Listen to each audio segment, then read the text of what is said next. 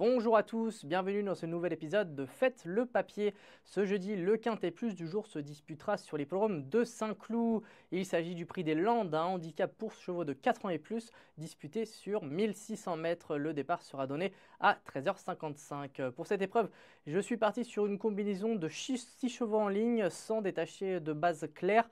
Et je débute avec mon préféré, il s'agit du numéro 1, Narquez. C'est un cheval qui n'a pas été épargné par les soucis physiques depuis ses débuts. En effet, il n'a couru qu'à 6 reprises pour tout de même 3 victoires et 3 places. Sa seule sortie de l'année est excellente puisqu'elle s'est soldée par une victoire sur l'hippodrome de Longchamp dans une course à conditions très relevées.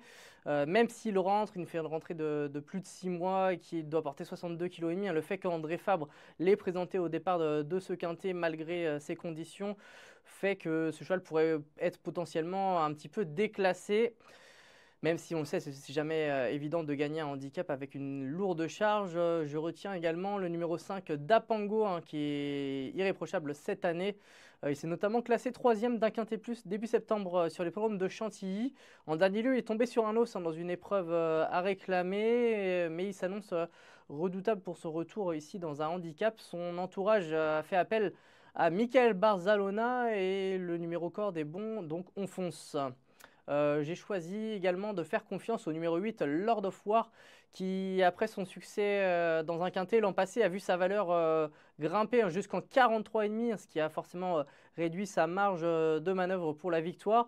Mais après plusieurs échecs dans ce type de tournoi, il a vu sa valeur baisser et est désormais pris en 39. Et en dernier lieu, il a plutôt bien tenu sa partie à Longchamp dans un gros handicap. Il court mieux que l'indique son classement. Ce jour-là, il avait été contraint de venir faire son effort en épaisseur, ce qui n'est jamais simple.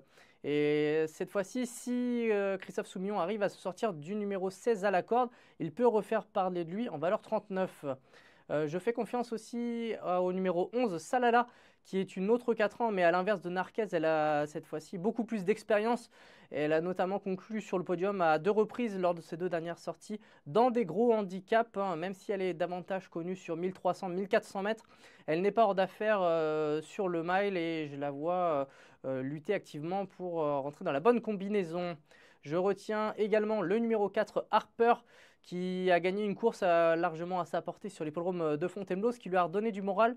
En dernier lieu, le jour de l'Arc, dans un gros handicap, il est un petit peu coincé en fin de course, concluant seulement 9e, mais voilà, sa valeur a baissé, il se retrouve désormais en valeur 40,5. C'est une valeur à laquelle il a déjà gagné un quintet par le passé. J'y crois pour venir jouer les troubles faits ici. Et je conclus avec le numéro 2, Olympique Message, qui a remporté son événement début août à Deauville, qui a été pénalisé de 4 kg, ce qui va bien entendu ne pas simplifier sa tâche dans ce handicap, mais sur sa lancée et sur la foi de sa 4e place dans une course à conditions avec des bons chevaux sur la lancée, j'y crois pour venir intégrer potentiellement le quintet de tête, ce qui nous donne en chiffres le ticket suivant 1, 6, 8, 11, 4 et 2. Pour plus d'informations, rendez-vous sur le site equidia.fr.